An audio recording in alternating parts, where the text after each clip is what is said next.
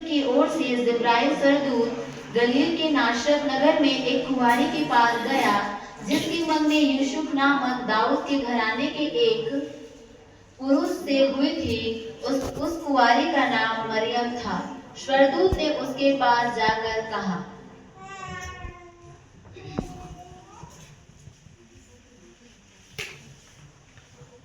हे मरियम, भयभीत न हो, क्योंकि परमेश्वर का अनुग्रह तुझ पर हुआ है। देख, तू गर्भवती होगी, तेरा एक पुत्र उत्पन्न होगा। वह महान होगा, परम प्रधान का पुत्र कहलाएगा। प्रभु परमेश्वर पिता दाऊद उसको सिंहासन देगा। यह कैसे होगा?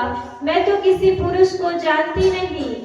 पवित्र आत्मा तुझ पर उतरेगा, परम प्रधान की सामर्थ की छाया करेगी। जो पवित्र उत्पन्न होने वाला है परमेश्वर का पुत्र कहलाएगा।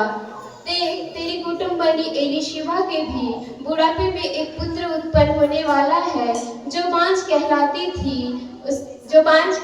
थी उसका भी 6वां महीना है। मैं तो प्रभु की दासी हूँ, तेरे वचन के अनुसार मुझ पर हो। यूसुफ के साथ हो गई तो उनके इकट्ठे होने से पहले ही वह पवित्र आत्मा की ओर से गर्भवती पाई गई। अतः उसके पति यूसुफ ने, जो धर्मी था और उसे बदनाम करना नहीं चाहता था, उसे चुपके से त्याग देने का विचार किया। जब वह इन बातों की सोच में था तो प्रभु का स्वर्गदूत उसे स्वप्न में दिखाई देकर कहने लगा, हे यूसुफ, दाऊद की संतान, तू अपनी पत्नी मरियम को अपने यहाँ ले आने से मत डर, क्योंकि जो कुछ उसके गर्भ में है वो पवित्र आत्मा की ओर से है। देख, वह एक पुत्र जनेगी, तो उसका नाम यीशु रखना, क्योंकि वो अपने लोगों को पापों से उद्धार करेगा। शीघ्र ही पहाड़ी देश पर यहूदा के नगर को गई। घर में जाकर एलीशिबा को नमस्कार किया। नमस्कार। तू स्त्रियों में धन्य है, तेरे पेट का फल धन्य है। यह अनुग्रह मुझे कहां से हुआ कि प्रभु की माता मेरे पास आई। देख, ज्यों ही तेरे नमस्कार का शब्द मेरे कानों में पड़ा, त्यों ही बच्चा मेरे पेट में आनंद से उछल पड़ा। धन्य है वह जिसने यह विश्वास किया कि जो प्रभु ने उससे कही वह पूरी होगी। मेरा प्राण यहोवा की बढ़ाई करता है, मेरा हृदय मेरे परमेश्वर से आनंद हुई है, क्योंकि उसने अपनी दासी पर दृष्टि की है।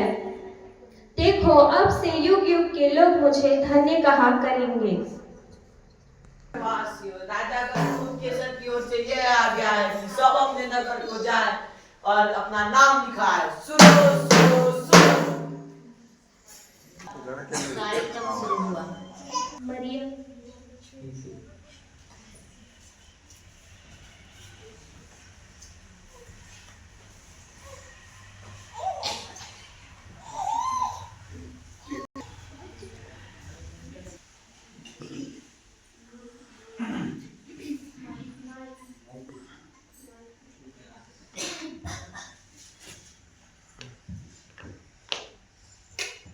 मत डरो, क्योंकि देखो, मैं तुम्हें एक आनंद का सुसमाचार सुनाता हूँ जो सब लोगों के लिए होगा कि तुम्हें दाऊद के नगर में एक उद्धारकर्ता जन्म देखोगे।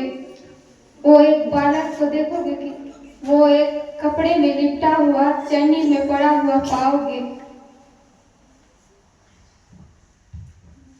आओ हम बैतलहम जाकर यह बात जो हुई है और जिसे प्रभु ने हमें बताया है देखें। चलो चलते हैं।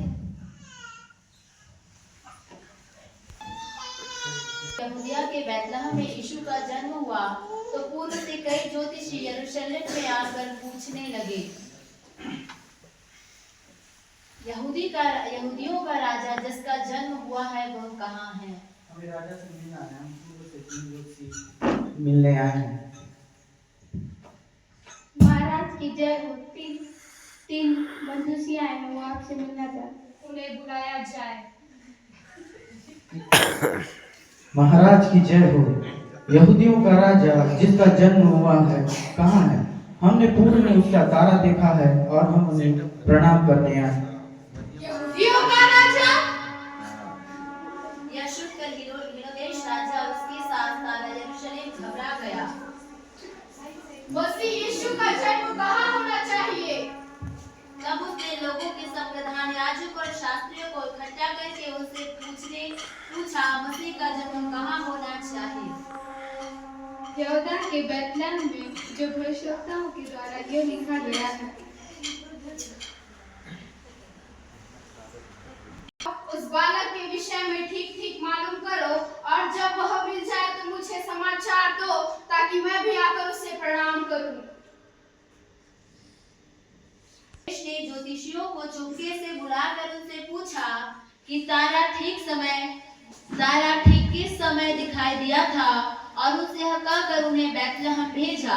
जाओ उस बालक के विषय में ठीक ठीक मालूम करो और जब वह मिल जाए तो मुझे समाचार दो ताकि मैं भी आकर उसको प्रणाम करूं। वे राजा की इस बात सुनकर चले गए और जो तारा उन्होंने पूर्व में देखा था वह उनके आगे आगे चला और वहां जहां बालक था उस जगह ऊपर पहुंचकर ठहर गया। उस तारे को देखकर वे अति आनंदित हुए।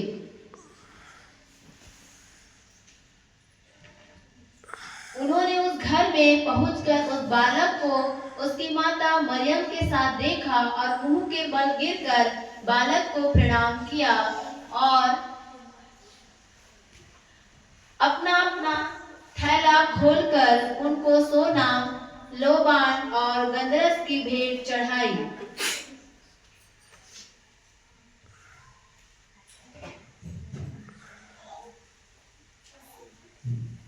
मार्ग से अपने देश को चले गए।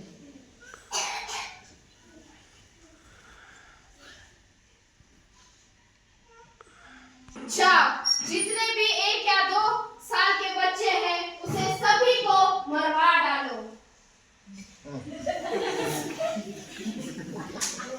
के साथ धोखा किया है।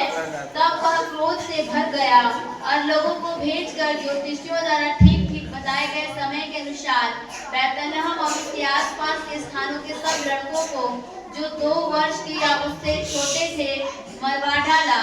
तब जो वचन यिर्मयाह भविष्यवक्ता के द्वारा कहा गया था वह पूरा हुआ। रामाह में एक करुण नाद सुनाई दिया, रोना और बड़ा विलाप। राहेल अपने बच्चों के लिए रो रही थी और शांत होना ना चाहती थी क्योंकि वे अब नहीं रहे। प्रभु जन्मा